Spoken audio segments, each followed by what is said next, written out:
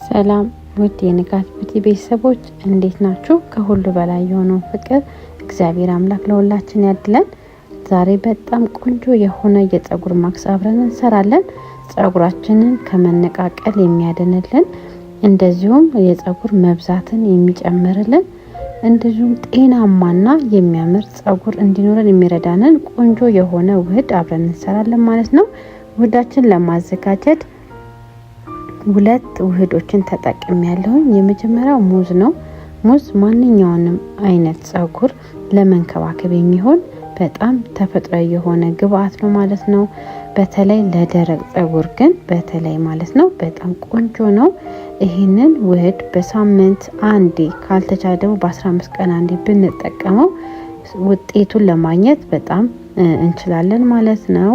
ሌላው የተጠቀምኩት ሙዝን ወደ መፍጨ ካረኩ በኋላ ቅባት ጨምራለሁ። ማንኛውንም አይነት ቅባት መጨመር ትችላላችሁ። እንደዚሁም ተልባ በኦሜጋ 3 የበለጸገ ስለሆነ ለፀጉር እድገት በጣም የሚጠቅምና የሚያፋፋ ነው። ፀጉራችንን ከመውደቅ፣ ከመነቃቀል፣ ከመበጣጠስ በጣም ይረዳናል ማለት ነው። ከዛን ተልባዬን ቀቅዬ ነው ያዘጋጀሁትኝ። የተልባው ጄል ነው ማለት ነው። አብሬ ከሙዚ ጋር እንደዚህ ፈጭቸዋለሁ። በደንብ አርጋችሁ ፍጩት።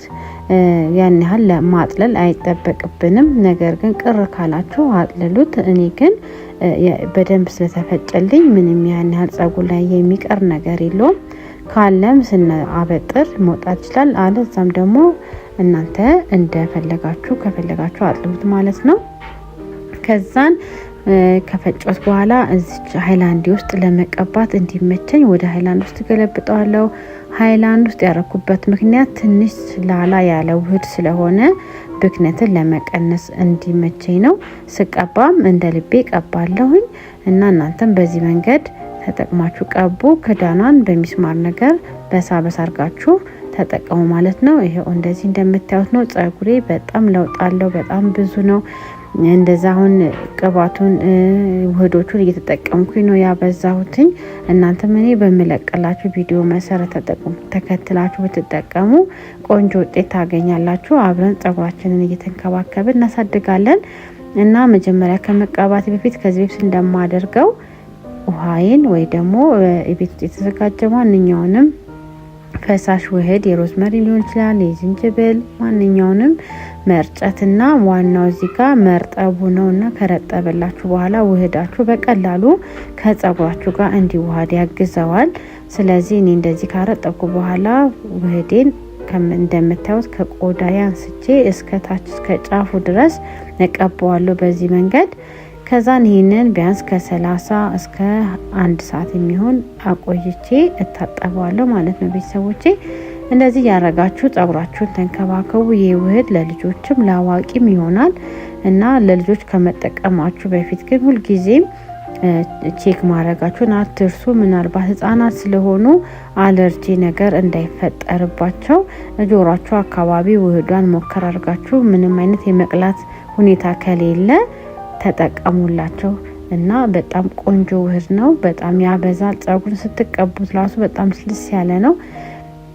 በመጨረሻ ይሄንን የሚመስል ፀጉር አግኝቻለሁ ማለት ነው። ያው የኔ ፀጉር በጣም ደረቅ ፀጉር ከሚባለው አንዱ ነው። እንደዚሁ ከውህዶች በመቀባ ጊዜ ነው እንደውም አሁን ወደ መካከለኛ የፀጉር አይነት እየመጣ ነው ያለው እና እንደዚህ ግራጫ የሚመስል ነገር የመሰላችሁ ሽበት ነው። ሙሉ ለሙሉ ፀጉሬ ከፊት መሀል ላይ ምናምን ሙሉ ለሙሉ ሸብቷል። ያው እኔ ቀለም ምናምን ስለማልቀባ ነው፣ ለዛ ነው። ነገር ግን አሁን በቅርቡ ቆንጆ የሆነ ራሴ ላይ ሞክሬ ሽበትን ለማጥፋት ሳይሆን ያው ከለሩ ለማሳመር እንጂ ለማጥፋት የሚቻል ነገር አይደለም። ይሄ ተፈጥሮ ነው።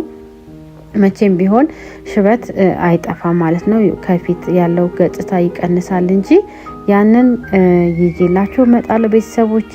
እስከዛው ግን አሁን ባያችሁት ነገር ደስተኛ ከሆናችሁ ቪዲዮውን ላይክ፣ ሼር እንደዚሁም ሰብስክራይብ አድርጉ። ወዳችኋለሁ። ባይ